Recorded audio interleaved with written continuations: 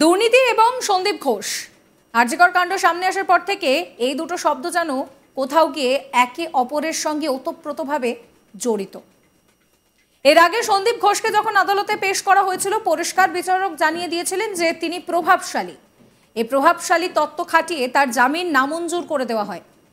কারণ তাকে যদি জামিন দেওয়া হয় তাহলে এই ঘটনায় যারা সাক্ষীরা রয়েছেন তাদেরকে প্রভাবিত করতে পারেন সন্দীপ ঘোষ। এই সন্দীপ ঘোষ তিনি হুঙ্কার দিতেন, এই বিষয়টা নতুন কিছু নয়। অভয়া খুনের ঘটনায় তথ্য প্রমাণ লোপাট এবং কর্তব্যে গাফিলতির অভিযোগে সিবিআই হাতে গ্রেফতার সন্দীপ ঘোষ এবং টালা থানার তৎকালীন ওসি অভিজিৎ মণ্ডল। সম্প্রতি ধৃতদের ফের আদালতে তোলা হলে বিচারক দুজনেরই জামিন নামঞ্জুর করে দেয়। যুক্তি হিসেবে আদালত পরিষ্কার জানিয়ে দিয়েছে যে সিবিআই তদন্তে যে লিড পেয়েছে এবং যেভাবে তদন্ত চলছে তাতে কিন্তু ধৃত দুজনকে জামিন দেওয়া কোনোভাবেই সম্ভব নয়। উল্টে আদালতের পর্যবেক্ষণ, সিবিআই এর আনা অভিযোগগুলি যদি প্রমাণ হয় তাহলে সর্বোচ্চ সাজা হতে পারে সন্দীপ এবং অভিজিতের। প্রসঙ্গত 25শে সেপ্টেম্বর বুধবার শিয়ালদাহ কোর্টে তোলা হয় সন্দীপ ঘোষ এবং অভিজিৎ মণ্ডলকে। আদালত ধৃত দুজনকে 30শে সেপ্টেম্বর পর্যন্ত বিচার বিভাগীয় হেফাজতে পাঠিয়েছে। শুনানির সময় বিচারক জানায় যে দুজনের বিরুদ্ধেই অভিযোগ অত্যন্ত গুরুতর। তাদের সামাজিক অবস্থা এবং প্রভাবও বিবেচনা করা হয়েছে। এদিন বিচার প্রক্রিয়া সম্পূর্ণভাবে ইন ক্যামেরা করার পক্ষেও সওয়াল করেন সিবিআই এর আইনজীবীরা, কিন্তু বিচারক তা খারিজ করে দেন। খোলা আদালতে বিচার হবে বলে কোর্টের তরফে জানানো হয়েছে। এদিন সন্দীপ ঘোষের নার্কো পরীক্ষা এবং অভিজিৎ মণ্ডলের পলিগ্রাফ পরীক্ষা করানোরও দাবি জানানো হয়। আগামী 30শে সেপ্টেম্বর এই নিয়ে শুনানি হবে। এই নিয়ে আমার কলিগ মানস নস্করের একটি রিপোর্ট দেখাবো আপনাদের। শিয়ালদা আদালতে গত 25 সেপ্টেম্বর সন্দীপ ঘোষ এবং অভিজিৎ মণ্ডল তাদেরকে শিয়ালদা আদালতে পেশ করেছিল সিবিআই। সেদিন ওদের হেফাজতের যে সময়সীমা সেটা শেষ হওয়ার পর 25 তারিখ তাদের পেশ করা হয়েছিল এবং তারপরে ওদের সন্দীপ ঘোষ এবং অভিজিৎ মণ্ডলের তরফে আইনজীবীরা জামিনের আবেদন জানিয়েছিলেন। কিন্তু শিয়ালদা এসিজেএম এর বিচারক পরিষ্কার জানান যে সিবিআই যে তদন্ত করছে এখন সেই তদন্ত বলা যায় যে তারা তদন্তের একটা চরম জায়গায় রয়েছে এবং সেখানে তারা যে সমস্ত অভিযোগ বা যে সমস্ত তথ্য প্রমাণ হাতে পেয়েছে বা যে সমস্ত অভিযোগ তারা আদালতের কাছে জানিয়েছে সেই অভিযোগের পরিপ্রেক্ষিতে এখনই তাদের জামিন তো আদালতের পক্ষে জামিন দেওয়া একেবারেই উচিত হবে না এবং এদের বিরুদ্ধে যে অভিযোগ সেই অভিযোগ যদি প্রমাণিত হয় তাহলে মৃত্যুদণ্ড পর্যন্ত হতে পারে এবং বিচারক 30 সেপ্টেম্বর পর্যন্ত এদের দুজনেরই সিবিআই হেফাজতের নির্দেশ দিয়েছেন। 30 সেপ্টেম্বর ফের আদালতে এদেরকে শিয়ালদা আদালতে ফের হাজির করবে সিবিআই।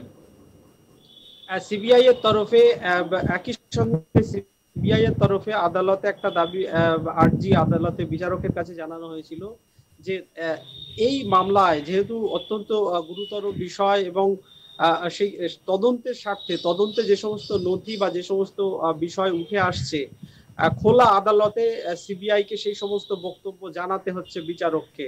সেই জন্য তারা আর্জি জানিয়েছিল যে যাতে এই মামলার শুনানি ইন ক্যামেরা প্রসিডিংস যাকে বলে, অর্থাৎ শুনানির সময় যাতে আইনজীবী এবং বিচারক এবং যারা অভিযুক্ত তাদের যদি কোনো পারিবারিক কোনো লোকজন পরিবারের কেউ থাকে তাদের বাইরে আর কোনো তৃতীয় ব্যক্তি সেখানে প্রবেশ করতে পারবে না।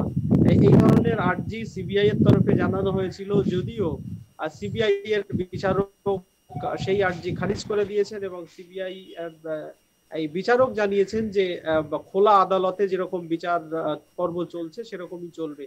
এখানে বলি যে সুপ্রিম কোর্টেও রাজ্যের তরফে এরকম একটা আবেদন জানানো হয়েছিল যেখানে লাইভ স্ট্রিমিং, যেটা আমরা জানি যে আরজি করে যে অভয়া কাণ্ড সেই ঘটনায় যে মামলা সুপ্রিম কোর্টে শুনানি হচ্ছে সেই মামলার গোটা দেশ কেন গোটা বিশ্বের যে কোনো ব্যক্তি লাইভ স্ট্রিমিং এর মাধ্যমে দেখতে পারেন এবং শুনতে পারেন।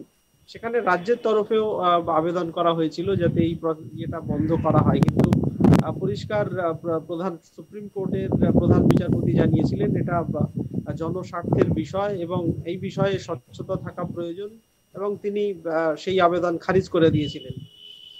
আপাতত 30 সেপ্টেম্বর এদের দুজনের ফের আদালতে হাজির করার কথা সিবিআই এর। এখানে বলি যে সিবিআই এর তরফে সন্দীপ ঘোষ আরজি করের যিনি প্রাক্তন অধ্যক্ষ, তার নার্কো টেস্টের আবেদন জানানো হয়েছিল এবং অভিজিৎ মণ্ডল তার পলিগ্রাফ টেস্টের আবেদন আদালতের কাছে রাখা হয়েছিল। আদালত সেই দাবি মঞ্জুর করেছে, কিন্তু এই দুটি বিষয়ই সাধারণত অভিযুক্ত যারা তাদের সম্মতি লাগে সেই বিষয়ে 30 সেপ্টেম্বর ফের সেদিন শুনানি হবে এই বিষয়ে।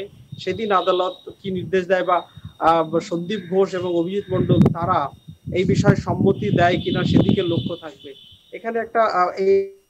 এখানে একটা বিষয় উল্লেখ করি, সেটা হচ্ছে শিয়ালদা আদালতে যারা আইনজীবী প্রথম থেকেই সন্দীপ ঘোষ এবং অভিজিৎ মণ্ডলের পক্ষে কেউ সওয়াল করবেন না বলে, যাকে বলে বয়কট করা, তারা রীতিমতো প্রথম থেকেই এই এদের বিরুদ্ধে যে নৃশংসতার অভিযোগ, সেই জন্য তারা কেউ এদের হয়ে সওয়াল করবেন না বলে আগেই জানিয়েছেন এবং তারা কেউই এই মামলায় সওয়াল করছেন না। বাইরে থেকে, অর্থাৎ শিয়ালদা আদালতের বাইরে থেকে আইনজীবীরা গিয়ে এদের হয়ে সওয়াল করছেন। যদিও সন্দীপ ঘোষ এবং অভিজিৎ মণ্ডল এই দুজনেরই আইনজীবীর বক্তব্য, অভিজিৎ মণ্ডলের আইনজীবীর বক্তব্য যে তার বিরুদ্ধে সেই অর্থে কোনো অভিযোগই নেই, তিনি শুধুমাত্র এফআইআর করতে দেরি করেছেন, এফআইআর দায়ের করতে। তার সাথে এরকম একটা ক্যাপিটাল পানিশমেন্ট যাকে বলা হয়, এরকম গুরুতর শাস্তির প্রসঙ্গই একেবারে অপ্রাসঙ্গিক। এখনো পর্যন্ত সিবিআই তাকে যে গ্রেপ্তার করা হয়েছে তার বিরুদ্ধে কোনো সঠিক ধারাই দিতে পারেনি।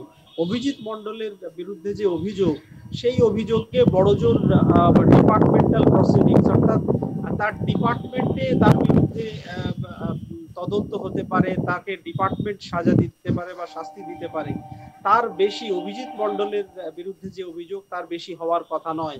তার সত্ত্বেও সিবিআই তাকে হেফাজতে নিয়ে গ্রেপ্তার করেছে এবং আদালতের উচিত তাকে জামিন দেওয়া, কিন্তু বিচারক পরিষ্কার জানান যে এদের বিরুদ্ধে, সন্দীপ ঘোষ এবং অভিজিৎ মণ্ডলের বিরুদ্ধে যে অভিযোগ, সেই অভিযোগে সর্বোচ্চ মৃত্যুদণ্ড পর্যন্ত হতে পারে যদি সেই অভিযোগ প্রমাণিত হয়। সেই জন্যই এখনই এদের জামিন দেওয়া উচিত হবে না বলে সাফ জানিয়েছেন শিয়ালদা আদালতের বিচারক। এবং 30 সেপ্টেম্বর ফের এই মামলার পরবর্তী শুনানি রয়েছে। 30 সেপ্টেম্বর ফের এই বিষয়ে শুনানি হবে এবং সন্দীপ ঘোষের নার্কো টেস্টের যে আবেদন জানিয়েছে সিবিআই এবং অভিজিৎ মণ্ডলের যে পলিগ্রাফ টেস্টের আবেদন জানিয়েছে সেই আবেদনের উপরেও শুনানি হবে।